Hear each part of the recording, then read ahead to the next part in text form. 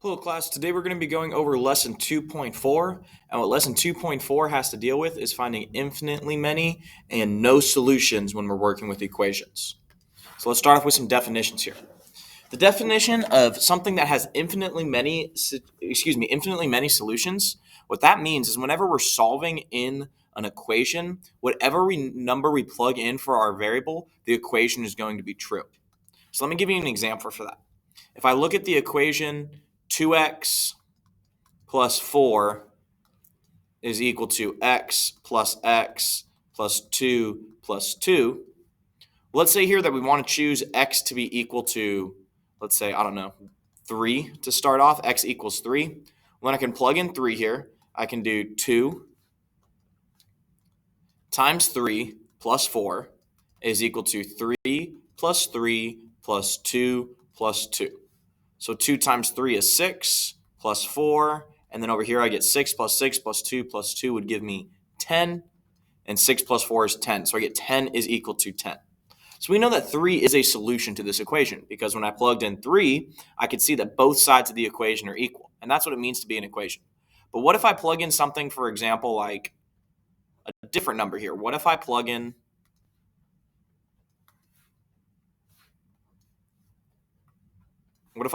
x is equal to negative 2? So if I plug in x is equal to negative 2 here, we'd go through the same process. 2 times negative 2 plus 4 is equal to negative 2 plus negative 2 plus 2 plus 2. So 2 times negative 2 would be negative 4, and then plus 4. Here I would get negative 2 plus negative 2 is negative 4. 2 plus 2 is 4. And negative 4 plus 4 is 0. And negative 4 plus 4 is 0. So we know that negative 2 is also a solution to this equation. And it turns out that any number we plug in is going to be a solution to this equation, regardless of what it is. I could plug in 5, and that would be true. I could plug in 100 billion, and that would be true. I could plug in negative 2003, and that would be true. And the reason is because we have the same variables on both sides and the same constants on both sides. Let me try to show you that here. If I look at my equation here and I combine like terms on the right side of the equation, x plus x is 2x, and 2 plus 2 is 4. So I get 2x plus 4 is equal to 2x plus 4. Now the second thing we have to do here is combine like terms on opposite sides. So I'll subtract 2x from both sides of my equation, and I will get these will cancel out, and I will get 4 is equal to 4. And then by combining these like terms, again, these will cancel out, and I will get the statement 0 is equal to 0. So think for a second, guys. Do you agree that 0 indeed equals 0? Well, I certainly think it does. Since this is a fact, it is a statement, it is always going to be true. That means that this equation has infinitely many solutions. Now, the opposite of infinitely many solutions is an equation that has no solutions. When an equation has no solutions, no matter what your variable is, your equation cannot be true. And here's how we can see that. So if I have an equation here, let's say 3x plus 4 is equal to 2x plus x plus 9. We combine like terms on the left side. Well, everything's okay over here, but on the right side, I can combine 2x and x. So I'm going to get 3x plus 4 is equal to 2x plus x is 3x plus 9. Now we need to combine like terms on opposite sides of our equation. We'll subtract 3x from both sides. These will cancel, as will these. And then I get the statement 4 is equal to 9. So I just want you guys to pause for a second. Do you think 4 is equal to 9? Because I certainly don't. I don't think those numbers are equal at all. That's a lie right there. We encountered a lie. And since we've encountered a lie, we could say that this equation right here has no solutions. Or in fact, it's not really an equation at all because both sides do not equal one another. So it has no solutions. And any number I plug into this equation right here, anything at all, would not be true. So if you've been following along here, you see that both of these situations are going to occur whenever we isolate the variable and all of our variables cancel out. So basically, if you have the same variable on both sides, you're going to get one of these two problems. All right, let's go through to some examples here. So our first example, 3x plus 5 is equal to 2x plus x plus 2 plus 3. So let's combine like terms on both sides. The left side of my equation is all set, so I just need to rewrite it. The right side of my equation, 2x plus x is 3x. And 2 plus 3 is 5. Okay, so now I need to combine like terms on opposite sides of my equation. I'll subtract 3x from both sides. These will cancel. These will cancel. I get 5 equals 5. Now to cancel out the 5s, I'll subtract the 5s from both sides, and I will get the equation or the statement 0 is equal to 0. Now pause for a second. Do you think 0 is equal to 0 is true? I certainly think it is. So now ask yourselves, do I have infinitely many solutions here or no solutions? So since this is a true statement here, 0 does equal 0, that means I have infinitely many solutions. Now that's the sign for infinity right there, because you could also just write infinity. Infinity many solution, or infinitely many solutions. Alrighty, let's look at our next one over here. 3x plus 5 is equal to 2x plus x plus 1. Let's start by combining like terms. The left side's all good, so I'll just rewrite it. But on the right side, 2x plus x is 3x, and then we have a plus 1. Now we have to combine like terms on opposite sides, so I'll subtract 3x from both sides. My 3x's will cancel, and I'll get 5 is equal to 1. So let's pause for a second. Do you guys agree that 5 is equal to 1? I certainly don't. I think those are not equal. So what can we say when they're not equal? Well, whenever they're not equal, or whenever you encounter a lie, like 5 does not equal 1, and that is not true, we could say that there are no solutions to this equation. Or in fact, it is not an equation at all. The left side does not equal the right side. Alrighty, let's keep moving forward here. Determine whether the equation has infinitely many solutions, one solution, or no solutions. All right, so let's start off by combining like terms on both sides. 11x plus 2x is going to give me 13x minus 5. And then I have 13x minus 7 plus 2 will give me minus 5.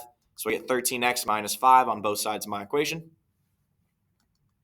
Let's start by canceling out our 13x's on both sides here. These will cancel out. On the left side of my equation, I'm going to be left with negative 5. And on the right side of my equation, I'm also left with negative 5. Now we need to ask ourselves for a second. Sure, we could add 5 to both sides to cancel these out. And we get the step 0, 0. And so we got to ask ourselves, is 0, 0 a true statement? Is 0 equal to 0? Is that a true statement? I certainly believe it is. That checks out. So then how many solutions do we have here?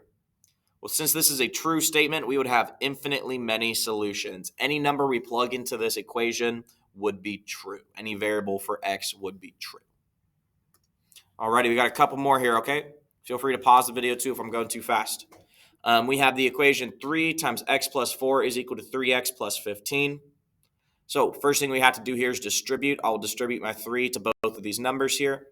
3 times x is 3x. 3 times 4 is 12. So I get 3x plus 12 is equal to 3x plus 15. Let's combine like terms on opposite sides. We'll subtract 3x from both sides of our equation. These will obviously cancel. And then I get the statement 12 is equal to 15. What do you guys think? Is 12 equal to 15? I certainly think it's not. I think those are not the same number. So since these are not the same number here and we're saying they're equal, that means we have no solutions. We encountered a lie. There are no solutions for that lie. Alrighty, I believe we have one question left right here. Determine whether the equation has infinitely many solutions, one solutions, or no solutions.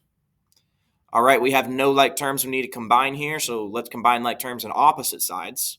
I see my 2x right here is paired up with this 5x. So let's subtract 2x from both sides of my equation. 5x minus 2x is 3x, so I get 3x plus 8 is equal to negative 1. Now I can subtract 8 from both sides of my equation. I get 3x is equal to negative 9. And then when I divide by 3, I get x is equal to negative 3. All right, so since we got an x is equal to something, that means we have one solution to this problem. All right, so now would be a good idea to discuss a little trick we can do on these problems, all right? So let's look at, for example, this previous problem we just did here, okay? So the first thing, no matter what, you are going to have to combine like terms on both sides of your equation. So 11x plus 2x is 13x, and then minus 5 is equal to 13x minus 5. So the first thing you want to do on these problems is you guys want to look at your two variable terms. Here I have a 13x, and here I have a 13x. Now we got to ask ourselves, are those the same? Well, yeah, they are the same here, which means they're going to cancel out. So we can just cancel those out right there. Now I have to look at the remaining terms. I have negative 5 is equal to negative 5. Well, do you guys think that's true? I think it's true. So since it's true, that means we have infinitely many solutions. Conversely, if I were to look at this problem here, I would have, after distributing 3x plus 12 is equal to 3x plus 15. Again, let's look at our variable terms. Here I have a 3x and a 3x. We have to ask ourselves, are they the same on both sides? It certainly looks like they are, which means they will cancel. So I get to the point where I say 12 is equal to 15. So do you guys think 12 equals 15? I do not think those are equal. Since they are not equal, that means we have no solutions. And for the last situation here, if we have this problem here, 5x plus 8 is equal to 2x minus 1. Let's again circle our variables here. Are these the same? Well, no, they are not, which means they're not going to cancel, which means we are going to have one solution. So if your variables are not the same on both sides, you're going to have one solution. You're going to have to go through solving the whole thing. Alrighty, everybody, don't forget to get down your 2-sentence conclusion about what you learned today. Today we talked about infinitely many solutions and no solutions. So hopefully this video was helpful for you guys here. If you need any help, please ask questions in class tomorrow. Have a great rest of your day, everyone. Peace out.